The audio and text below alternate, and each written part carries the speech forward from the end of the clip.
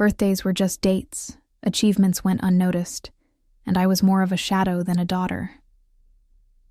That's the truth I lived with growing up in Tulsa, Oklahoma.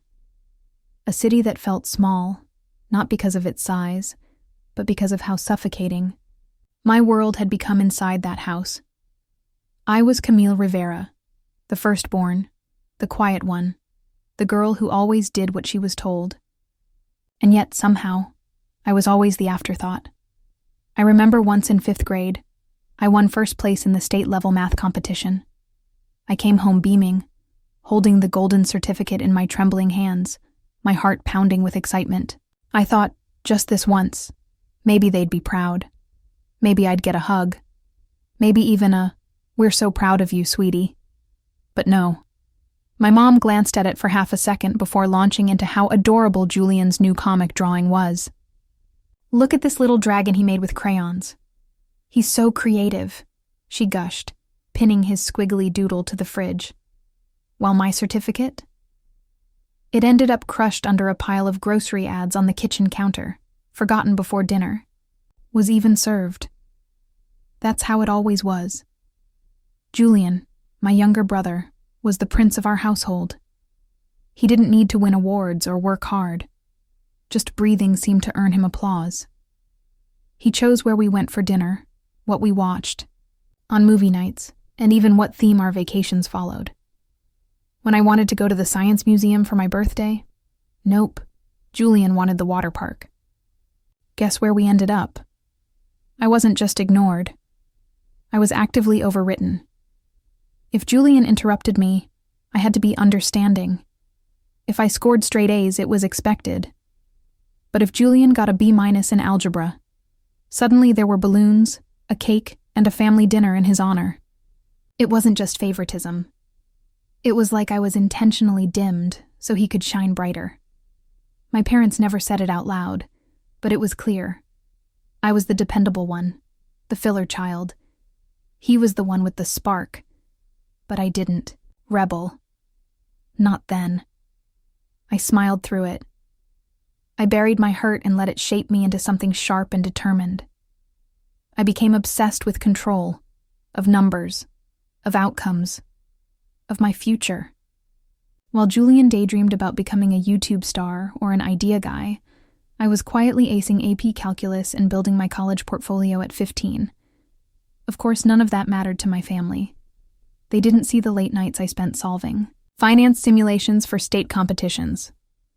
They didn't notice when I got selected for the National Youth Investment Challenge. In their eyes, I was doing fine, so they could focus all their emotional energy on Julian's next whim. I think deep down, I always knew I had to leave. That if I stayed in Tulsa, I'd drown in the silence of being unnoticed. But I also knew I needed a way out that they couldn't argue with, something so undeniable they'd have no choice but to let me go. And that opportunity came the moment I received an email from the Financial Leadership Institute of Boston. A full scholarship. The kind that changes lives. I remember staring at the screen for a long time. My heart was racing, but not with joy, fear. I knew what this meant. I knew my parents wouldn't be happy for me. In fact, I knew they would try to stop me. But I also knew, for the first time in my life, they weren't going to win. I didn't tell them right away. For 3 days, I kept the scholarship email to myself, rereading every word like a sacred text. "Congratulations," it began. "You've been selected to join the Financial Leadership Institute of Boston as a full scholar." My heart soared every time I saw it. It was real. I had earned this. I was going to Boston. Or so I thought. When I finally worked up the courage to tell my parents, I waited until after dinner.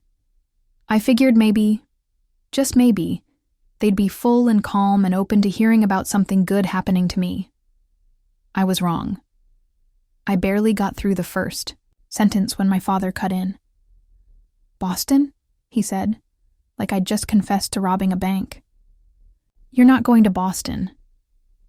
My mother didn't even look up from folding napkins. "Why would you go that far when we have perfectly good schools here?" The University of Oklahoma has a finance department too. I blinked, confused. But this is a full scholarship. It's one of the top investment programs in the country. They only pick 12 students a year. It's not about you, Camille, my mother interrupted, finally raising her eyes. Cold, measured. Julian's already having a hard time. He didn't get into his first-choice college, and you prancing off to Boston while he stays here. It wouldn't be fair. Fair? Fair was never part of this family's vocabulary. Not for me. Julian didn't study. He didn't even apply to more than 2 schools. He spent most of senior year vaping in the garage and crashing his 3rd used car in as many months. But sure, me going to Boston was the problem. You don't want your brother to feel like a failure, do you? My dad added, as if the emotional fragility of my golden child brother should determine the trajectory of my entire life. I felt my hands start to shake under the table. I kept my voice low. I've worked for this. I earned it. I didn't ask for any handouts. That's enough, my mother snapped. No one's stopping you from studying. We'll pay for your tuition right here. You can go to OU and stay home. That way the family stays close, and Julian doesn't feel abandoned. There it was. The decision had already been made. My success wasn't theirs to celebrate. It was theirs to contain. I nodded slowly, pretended to accept it. Okay, I said softly. Maybe you're right. They looked so smug, so satisfied, thinking they'd steered me back into their neat little plan. But I was already gone. That night, I emailed the institute in Boston to confirm my enrollment. I arranged for housing in the campus dorms and quietly accepted the financial aid that would cover the majority of my expenses. All I needed now was a plausible lie to buy me time.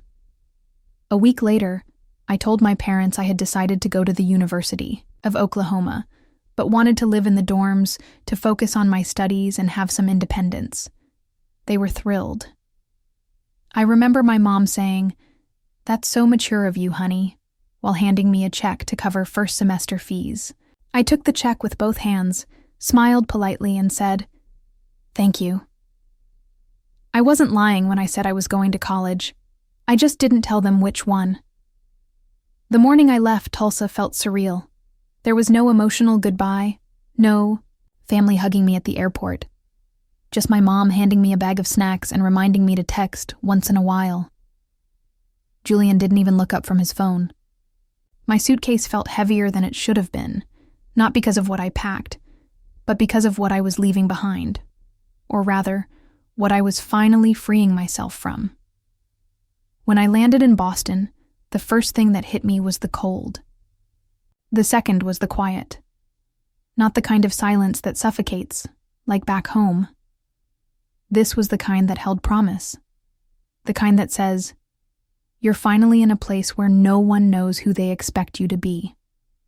I moved into a tiny dorm, room with peeling paint and an old radiator that clanked like it was possessed, but I loved every inch of it. For the first time, the walls around me belonged to me.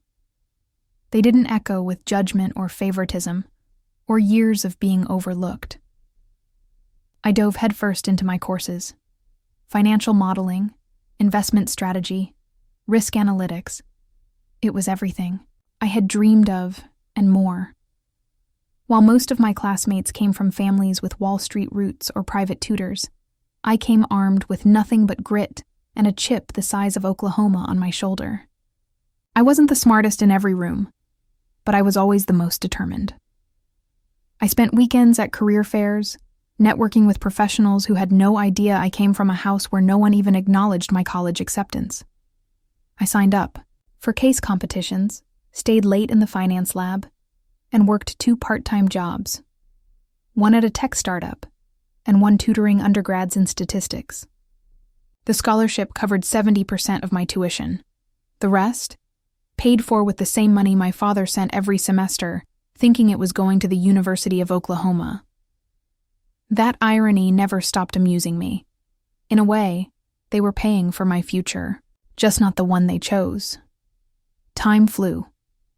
2 years later, I walked across a stage in a black cap and gown, summa cum laude, holding a diploma from one of the most competitive financial programs in the country.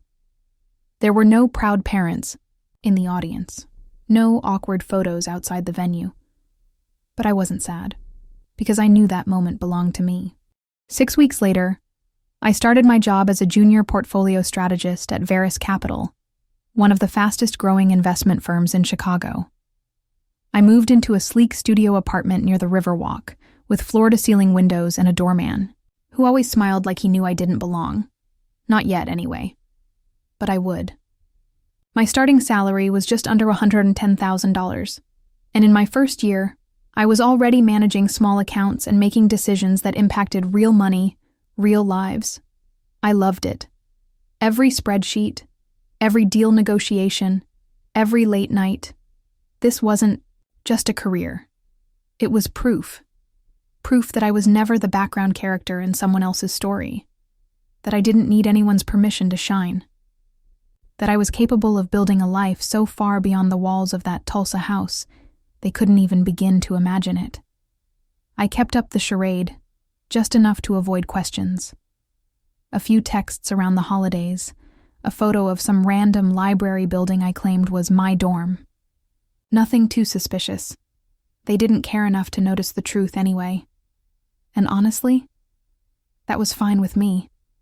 I wasn't hiding because I was afraid. I was hiding because I was winning. It had been almost a year since I graduated. By that time, I'd settled into my life in Chicago. My days were full of client reports and equity briefs, my nights lit by the soft buzz of city lights through my apartment windows. For the first time, I felt in control, not just of my career, but of my identity. I was Camille Rivera, not Julian's sister, not the forgotten daughter. Just me. That peace shattered on a Thursday morning at 7:13 a.m. when my phone rang, with a number I hadn't saved, but immediately recognized. Dad. I stared at the screen as it buzzed. He hadn't called in months. Any contact we had was usually through dry, happy Thanksgiving texts or half-hearted forwarded memes. But a phone call? That was unheard of. Some part of me thought maybe someone had died. I answered with a hesitant, "Hello? Camille?" My father's voice cracked through the speaker, strangely upbeat. "Hey, sweetheart." Sweetheart? I almost checked if I was still dreaming. Hi, I said. "I've got some big news." He didn't even wait for a real response. "Julian's getting married. Can you believe it? Your little brother is finally settling down." I waited for the part where he told me why this concerned me. "We want you there," he said. "A week before the wedding, actually, to help with preparations. It's going to be a beautiful ceremony. Church wedding, big reception. You'll love it." My mind stalled. "You want me there?" I couldn't remember the last time he spoke about me like I was actually part of the family. In high school, I once broke the state record in an economic simulation competition. He didn't even attend the ceremony. But now, suddenly he was calling me sweetheart and asking me to help with flowers and seating charts. "I thought it wouldn't be the same without you," he added. "And Julian, well, he really wants you there too." That's when the knot twisted in my chest. Julian wants me there? The same brother who once poured soda on my research paper because I was being too nerdy. The same one who told his friends I was adopted because I didn't look like anyone in the family, and said it like it was a bad thing. Right. Julian wanted me there. Or maybe they just wanted to show me off. The successful daughter who had suddenly become useful, now that there was a big audience and a wedding album to fill. My dad kept talking, something about sending me flight details and a bridesmaid dress fitting. But all I could hear was the sound of my heartbeat. And then it hit me. They still think I'm in Oklahoma. Still think I'm struggling through midterms and cafeteria food at a local college. They don't know I'm sitting in a luxury high-rise, sipping my morning espresso before heading to a job that pays me more than both my parents made combined. I had spent years wishing they'd notice me. Now I wasn't sure if I wanted them to. "Camille?" my dad asked after a pause. "You still there?" "Yeah," I said, forcing a steady breath. "That's a lot. I'll need a little time to check my schedule." Of course, he said cheerfully. "Just let us know soon, all right? It would really mean a lot to Julian, to the whole family." Family. What a strange word. I hung up a minute later and stared at the ceiling. All those years I used to dream of this, of being wanted, of hearing my father say I belonged. But now that it was happening, it felt hollow, performative. And yet, a part of me still wanted to believe it was real, that they'd changed, that maybe, just maybe, this was my chance to come home, not as the background character, but as someone finally seen. But another voice in me whispered, louder this time, or is this just another trap? It took me 2 days to decide. I replayed that phone call over and over in my head, examining every word, every tone, every false warmth. And still, there was a sliver of hope that maybe, this was different. But hope is a dangerous thing in a house that only ever handed it to you as bait. So I made my decision. I texted my father. I won't be able to attend the wedding. Wished Julian and his fiancée the best. That was it. No apology, no excuse, no space for negotiation. I hit send, set the phone down, and told myself it was over. It wasn't. Not even close. Less than an hour later, the first message came in, from my mother. "Mom, you really want to be that sister? The one who doesn't show up for her brother's wedding? Do you know how much this means to him? To us?" Then the second. "Mom, you're going to regret this. Julian is heartbroken. He wanted his big sister by his side. You only get one family, Camille. Funny. All these years, I thought I didn't get one." I didn't reply. So she tried again. "Mom, you've changed. I don't even recognize you anymore. You used to care about your family." And then, the real reason surfaced. "Mom, people will talk. They'll ask why you didn't show. It'll be embarrassing for everyone. Is that what you want?" There it was. The truth, dressed in guilt and ribbons. This wasn't about love. It was about appearances. As always. When silence didn't break me, my father took over.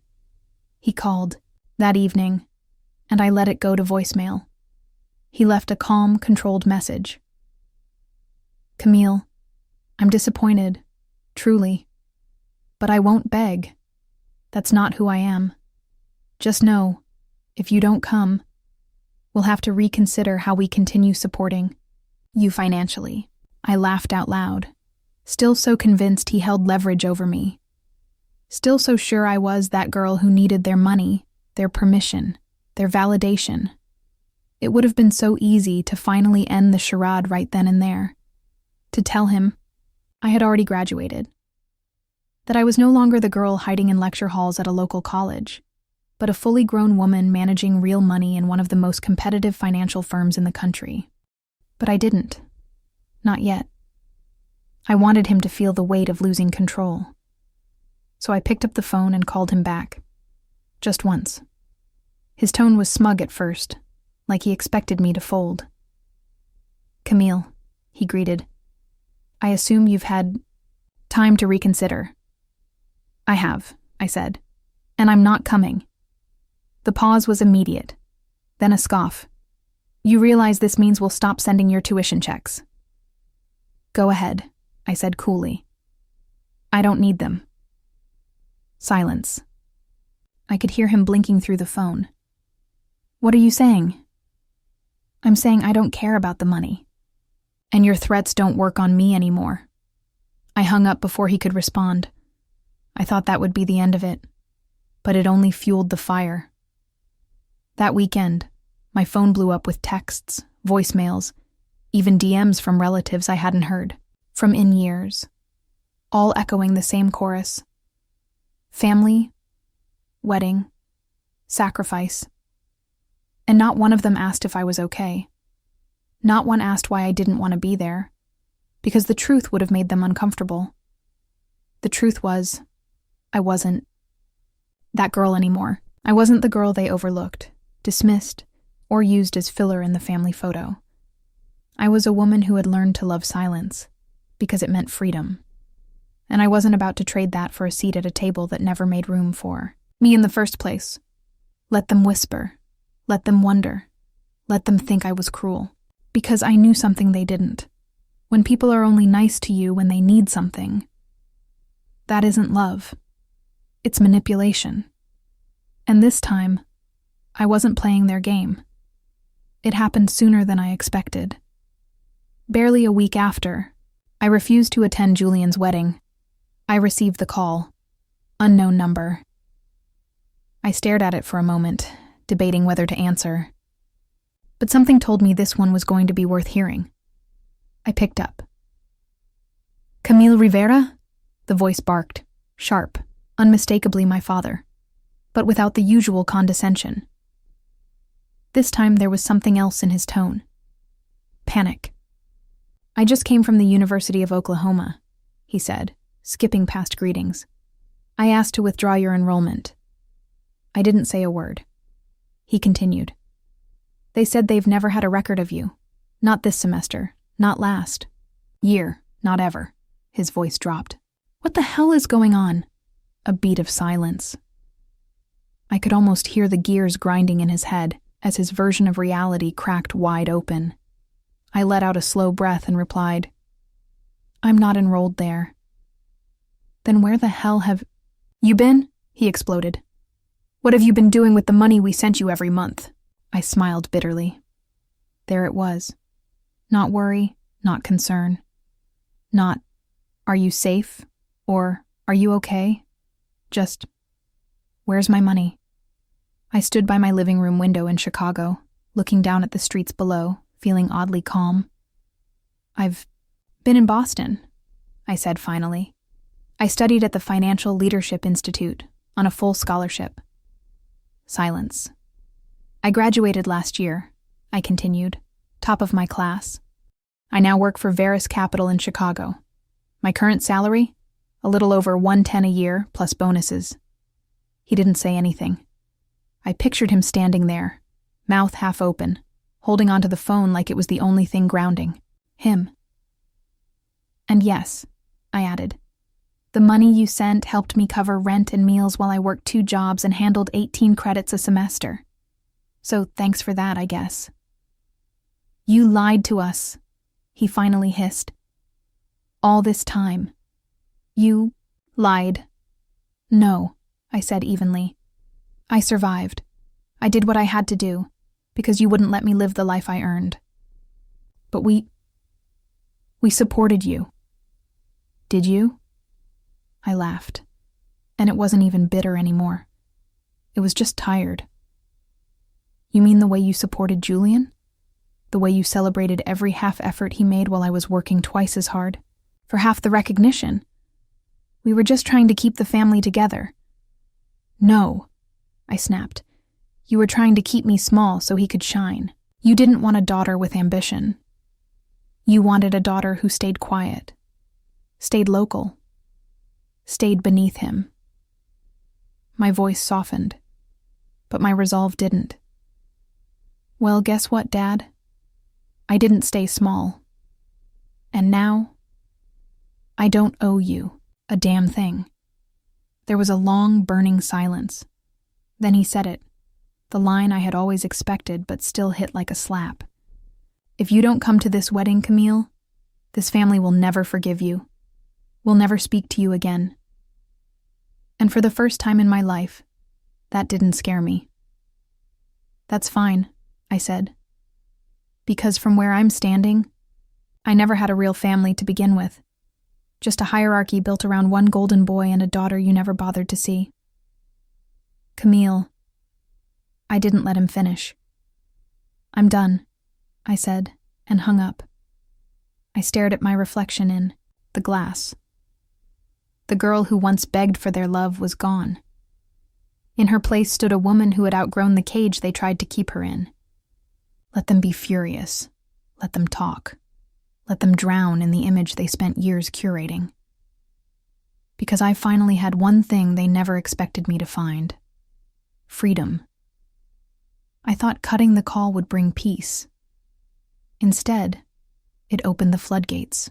That night, I blocked both my parents' numbers.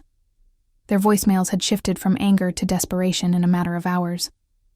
My inbox was cluttered with messages from aunts, uncles, even my mom's church friends, all guilt-tripping me with lines like, "You'll regret losing your family over pride." Right? Because pride was the problem. But even through all the noise, something felt off. The sudden shift from indifference to obsession didn't make sense. Until I got a call from Aunt Rosa, my mom's younger sister. She and I had always had a quiet understanding. She never treated me like I was invisible.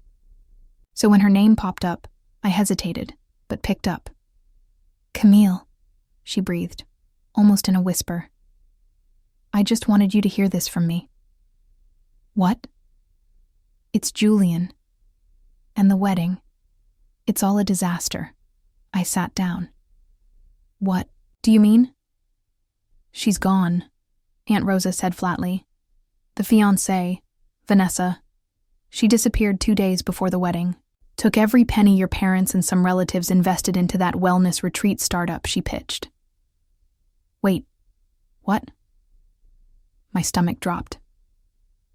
"She told them it was a once-in-a-lifetime investment opportunity," Aunt Rosa continued, bitterness heavy in her voice. "Your dad put up the house as collateral. They gave her nearly $300,000, Camille. 300,000. And now she's gone?" "Gone," she confirmed. "Fake name, fake LLC, fake everything. She even had a rented ring. Your father is beside himself. Your mother's having breakdowns. And Julian, what about him?" A pause. "They're blaming him. He vouched for her, pushed everyone to trust her. Said she had big investor connections in California. Turns out she had a criminal record in 3 states, petty scams, identity fraud. No one bothered to check." I sat in stunned silence.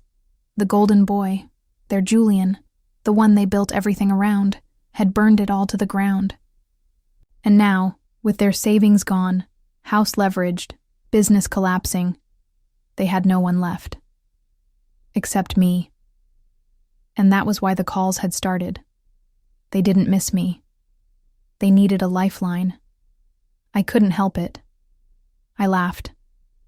Not out of cruelty, but out of something deeper. The poetic irony of it all. The daughter they dismissed, the daughter they held back, was now the only one with the power to rescue them. But I wouldn't. I hung up with Aunt Rosa after thanking her for the truth. And then I blocked every single number that wasn't in my contacts. The next day, it got worse. My mother showed up outside my Chicago apartment. I don't know how she got the address.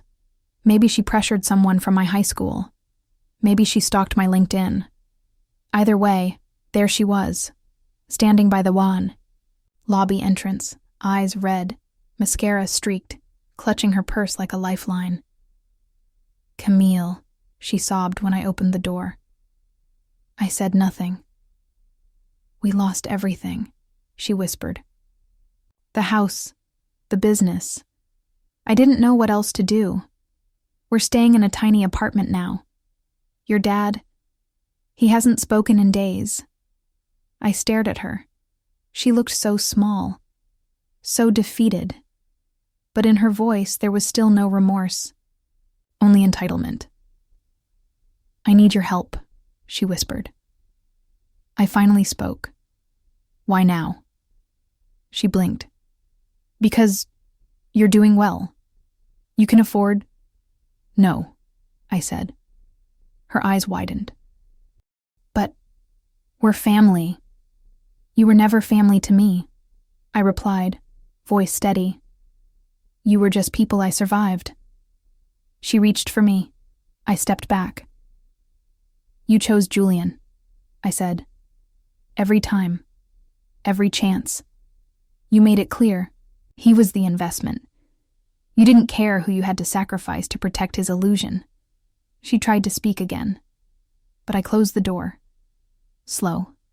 Quiet. Final.